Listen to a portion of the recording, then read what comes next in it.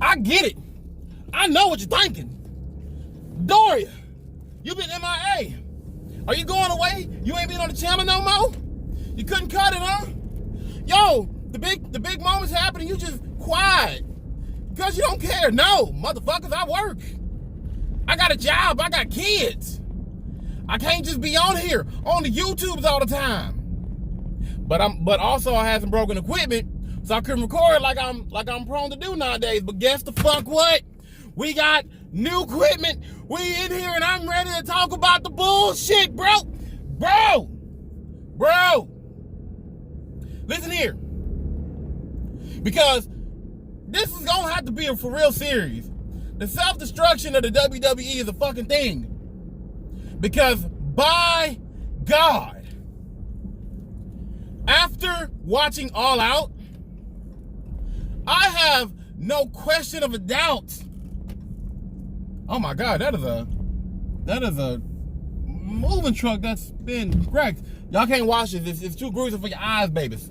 This ain't what Daddy wants. Daddy wants to talk about the downfall of WWE, not the unfortunateness of driving incidents. So we're gonna let that go. But that is not to say that is very similar to what I'm talking about, which is the fact that the WWE continues to shoot themselves in the foot. Now, I'm gonna be honest. The last couple weeks of Raw been fairly enjoyable. They've done a pretty good job. Now, I'm pretty good for a Raw standard. They still got to elevate to give me better quality. But let's go ahead and let's talk about the first thing, because I want this to be an extensive video. First and foremost, we have Adam Cole, baby. The American Dragon, Bryan Danielson. Ruby Soho in AEW. That already is good. Here's the thing. Because right there alongside the Elite, there is another possible legendary faction coming to AEW. I'm talking about the Mount Rushmore of wrestling, babies. I'm talking about Big Kev. No, not Kevin Sullivan. Not Kevin Nash. Not KO Cassius Ohno. But Kevin Owens, hinting at coming to AEW with his contract expiring next year in January. Woo! Now look, here's the deal.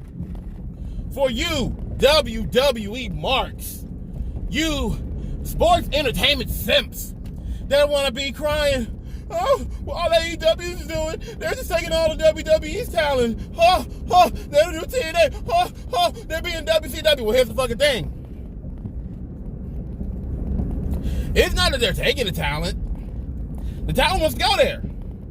They have a fresh product. They have a creative that isn't fully there. Like they may supervise a few things. Now, after the whole situation with Max Caster, they have to be like, hey, just tone it down just a smidge.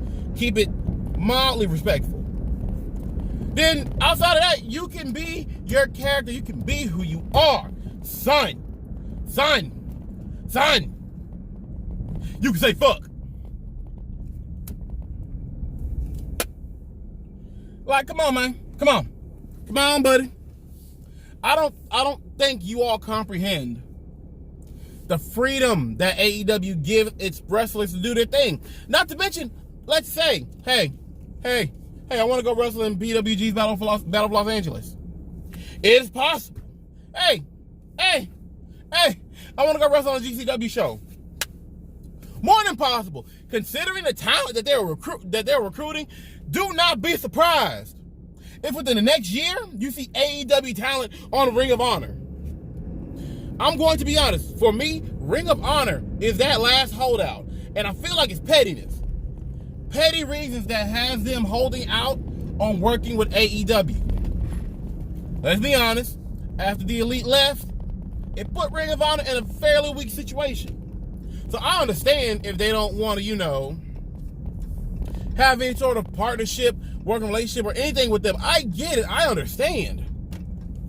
But considering that a number of some of your finest legends are in AEW and want to wrestle elsewhere, there's Danielson, there's Punk, there's Adam Cole, the Bucks.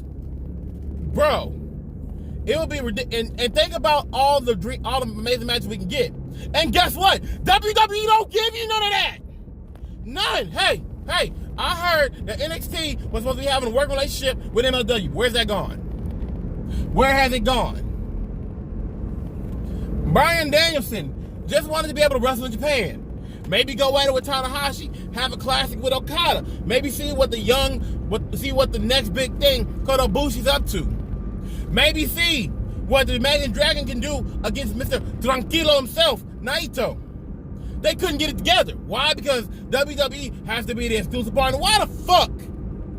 I get it. WWE is the top dog in the world of sports entertainment / professional wrestling.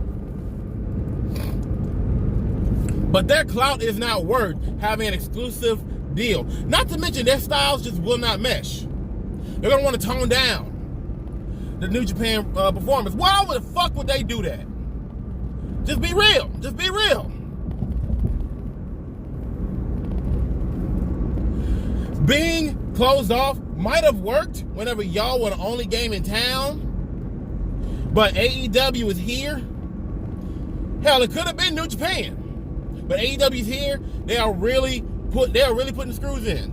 They're growing. They're constantly growing. Lord help you if this move to TBS is really as profitable and fruitful for the company as Warner Media believes it to be. Because when we get to the point where Dynamite can regularly recruit 2 million, y'all will have little to no excuses on why it is y'all are fucking up. I'm dead serious. But let's continue on with me talking about more of the destruction of this fucking company. So one, we have your finest talents wanting to go there because it's just fucking awesome. Fresh, new talent being made, being built, young stars being created. Something that the WWE has not been able to do right in quite some time. Whenever they have a developmental that is no longer a developmental but a proper show that they're trying to put back to being developmental, that basically gives you stars on a fucking platter that gets ruined. The fact that NXT has its own unique style separate from what the WWE has, and those NXT performers, when they go to the main roster, have to cut down on how they perform and be giving ridiculous gimmicks, shows you how little they are valued. Like, let's take a good look at this, because I'm going to start bringing in NXT names and tell me how the fuck did they go? What happened to them? Bo Dallas, beloved, great, solid. What happened with him? Wasted, squandered. Had an okay run as part of the B team, but other than that, wasted. Finn Balor, he was being rocketed to the moon. One injury that puts him on the shelf for a bit. Vince McMahon basically says, nah, he ain't worth it. Jesus Christ, let's keep it. Let's do one recent. Karrion Kross, bro. Karrion Kross should have came into the main roster dominant. He ain't got to be a monster, but he should have been dominant. And he should have had Scarlett Bordeaux. They're a unit. They're together. Why were they not together? Wasted. The Ascension. They were amazing in NXT. Came out to the main roster to be like what? Road Warrior knockoffs, and then after the briefest of okay pushes, they just get squashed, made to a comedy joke. Neville.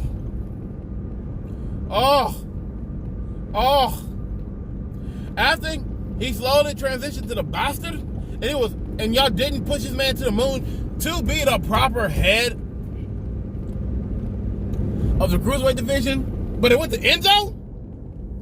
Forget about it. Sami Zayn is a mixed bag of nuts. Sami Zayn is a mixed bag of nuts, but also I feel terrible. Oh, man. Y'all had a nice package deal with Heavy Machinery. What the fuck? I mean, to be honest, you might as well be turning Otis into the new Vader from what the fuck they're doing. God damn. Chad Gable could be a solo star. He is too fucking good. Now, him and Otis are okay with the Alpha Academy, but let's not forget Shorty G. Andrade was alright. Zelina Vega was alright. Sanity. Oh my God.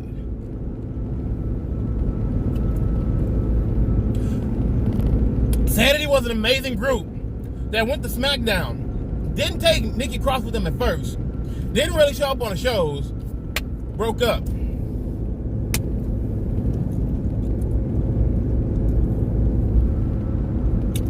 Bobby Roode. Well, Bobby Roode could have done better.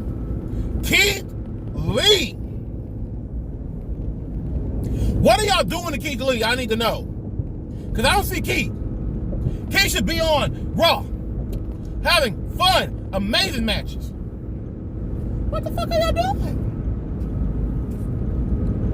I could keep going on and on and on about looking at guys and gals that went to the main roster with nothing to really show. Nothing good. No great matches, minimum segments, bullshit repeat feuds.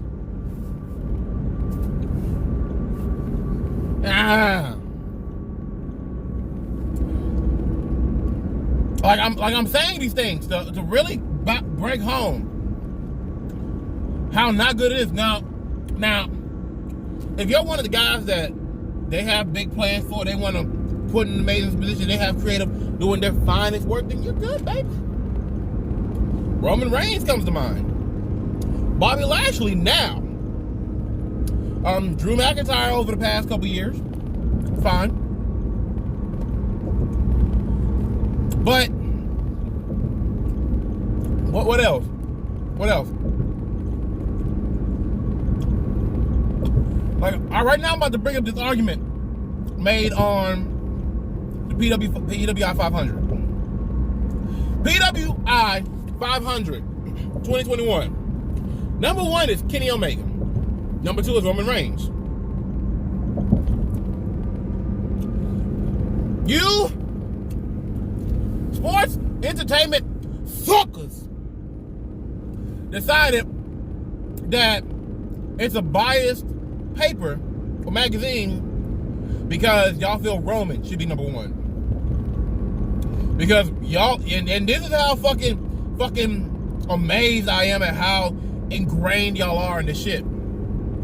Y'all are making an argument that Roman Reigns is the best character. Roman Reigns is putting in some of his finest works, being the top dog in sports entertainment, and that he is a needle mover. Well, goddamn, fuck me sideways. Y'all have been indoctrinated into this cult of fuckery, where y'all are talking about how he is a legit needle mover. Well, let's see. Roman, I believe, was on Raw, ended up going to SmackDown. Over trade, SmackDown has been maintaining over 200 rating since draw normally since they've been on Fox. And y'all want to say that he's moving the needle because it's not very frequently that I see SmackDown hitting them 3 meals again. And I'm almost certain it's not because of Roman. I will not lie, Roman now is the best Roman, period. Roman's storyline is the best storyline in the WWE.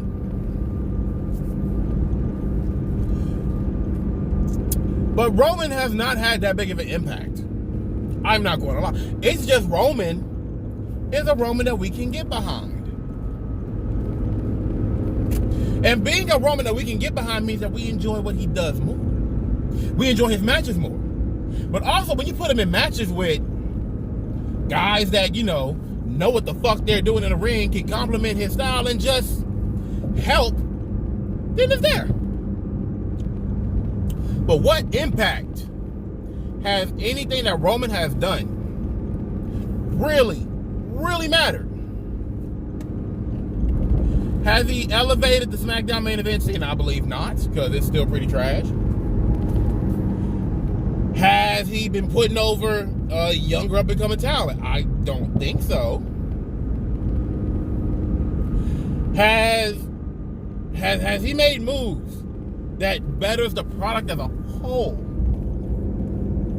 Not at all. But hey, he's going to be main eventing for the next year or so, upwards in the main, and I'd assume next SummerSlam. Cool. Roman's gonna get Drew soon, and it's gonna be damn good. Now the question comes down to who does McName bust his nut over, Roman or Drew McIntyre? It is hard to figure that out. But you know what I do understand? No matter what, no matter where this goes, outside of him getting The Rock, which will be the needle mover, Roman hasn't done a lot. He hasn't. He is just his best self right now. On the converse, or on the opposite, Kenny Omega. Kenny Omega has had matches to put over younger or lower card talents. Kenny Omega has made moves that's building up interest in professional wrestling. That is uniting the professional wrestling world with a storyline, not only that goes back 3 years, with the beginning of this company.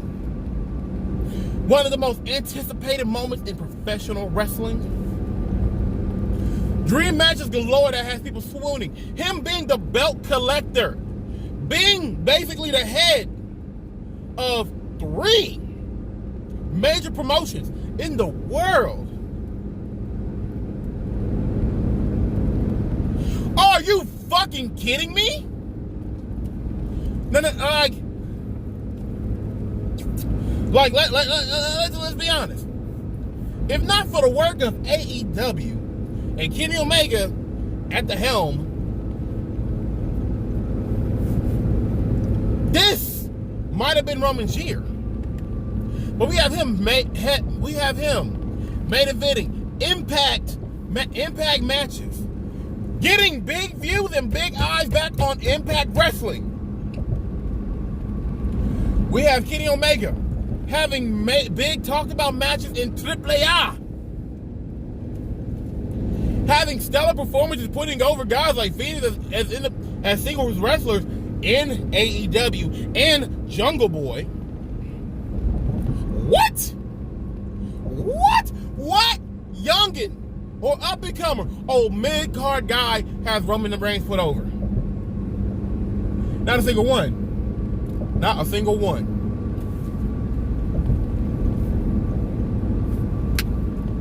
You fucking ask me. The man that's making the bigger impact is Kenny. Another thing that you just cannot have in the WWE, outside of them pulling guys, is a dream match with guys that feasibly who are not a part of the company. You cannot have. We can have Kenny going up against Coda. We had Kenny versus Swan, and Kenny versus Sami Callihan. Kenny Omega's gonna go up against Psycho Clown. Oh my God, that'll be stellar. I'm curious to see if we might get Kenny versus Bandito. Oh man, that would be amazing. Kenny and Bandito just tearing it up. I'm still pining at seeing Kenny Omega maybe go up against Nick Aldis or the current NWA World Champion Trevor Murdoch. Kind of pick up, but then again, with what the NWA does, I don't want Kenny in that position. Maybe give me a Cody. Maybe give me an MJF. And that's another thing. Because that's Kenny being number one. Why AEW is far better. Better than what I'm going to get with the WWE's interest in their cards up and down. For the most part, I think the biggest letdown was probably the Paul White, but it was also a cool down match, so I can let that slide. Son, MJF, Jungle Boy, Darby Allin, Sammy Guevara, fucking Max Caster, and Acclaim versus the Varsity Blondes. Sounds good. The Big Swole versus Diamante feud has been dope. Maybe see Kyle and King go up against Chris Statlander. I think that would be a dope little match.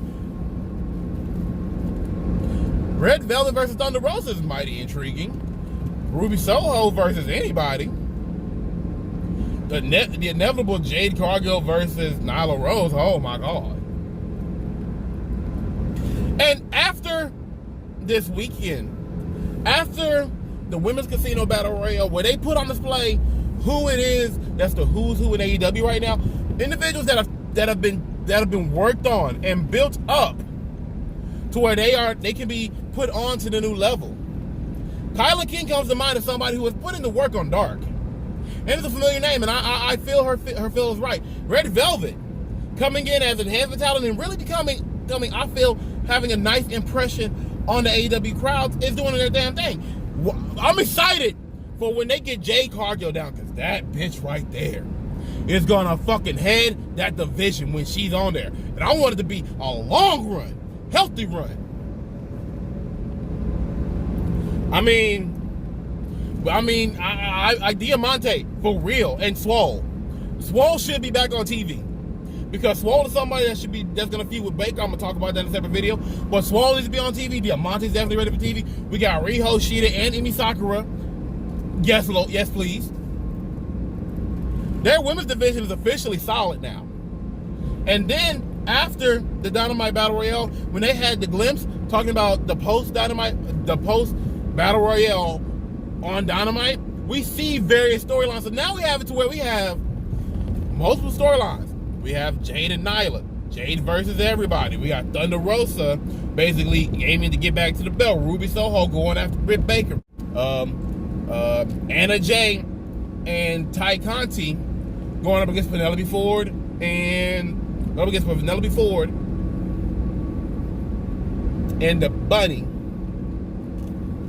Which is first right there. Those are like six solid storylines going on. And then that's if they don't decide to take the Diamante and Big Swole feud and take it on Dynamite. Are you fucking kidding me? Finally, this women's division looks like it's ready to do things, good things, major things.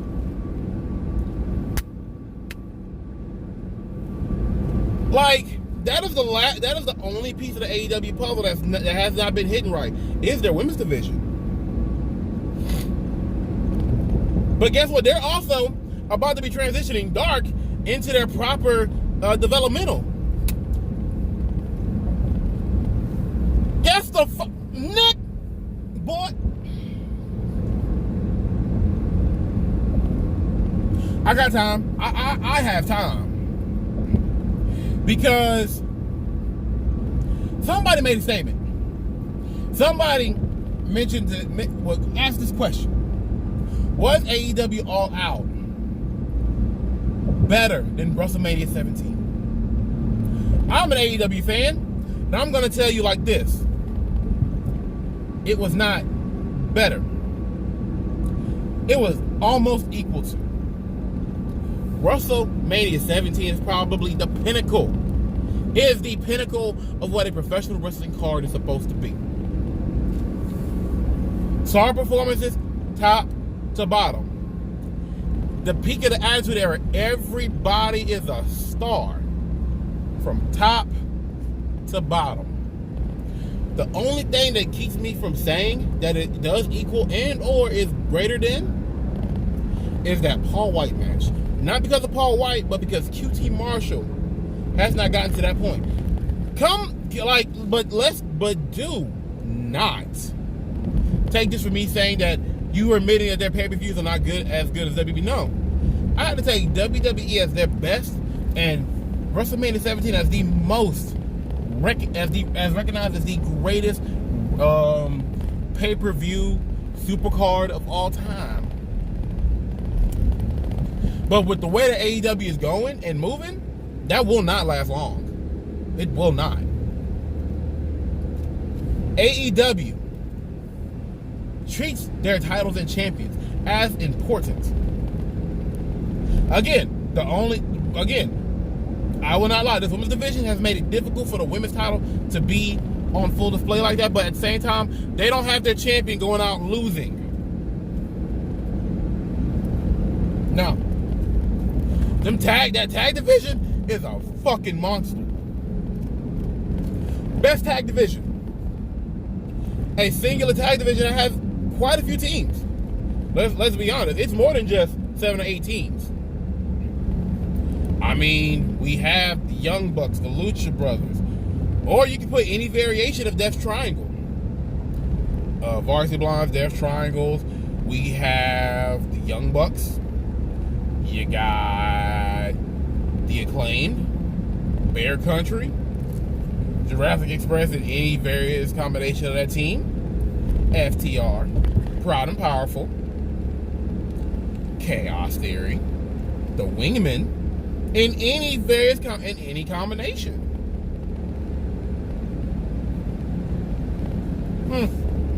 That's 10. But I know I'm missing teams. I am missing teams. Because that's the thing. I'm not 100%. I don't be looking at dark like that. That's probably the thing that hurts more than anything else. I'd be missing out on a lot of darks and dark elevations. Oh shit! The Best Friends in various combinations. And now they have Wheeler Yuta. Oh shit! You have the Dark Order with Silver and Reynolds, although it seems like Alex Reynolds is all out of the picture right now, and so Silver's not really tag team. But still, you have Alex Reynolds and John Silver. Then you have Evil Uno and Stu Grayson. 5 and 10. And Coco Cabana with any other combination. Son, what's that?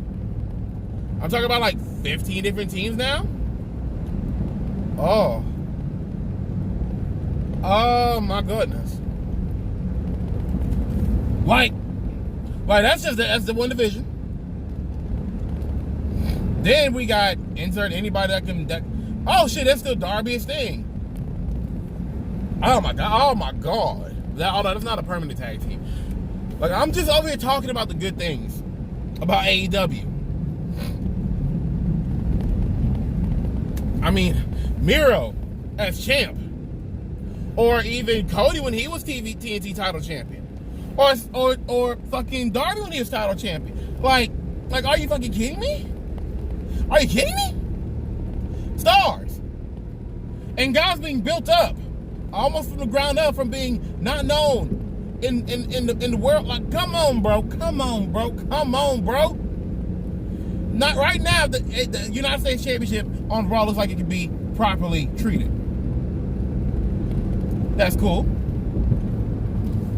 But then also, the Intercontinental title. What's going on with that? Shinsuke didn't even get a match at SummerSlam. In fact, they used him in an interesting appearance just to kind of be in place and eat up time for, what was the match that didn't happen? Was it eat up time from the Bianca Belair and Sasha Banks scenario? Oh my God. Good God. I don't think AEW's had to do that. They've had to replace a match because of visa issues with Pac, but they didn't full out lie about giving us something. Like are you comprehending what your boy is saying here?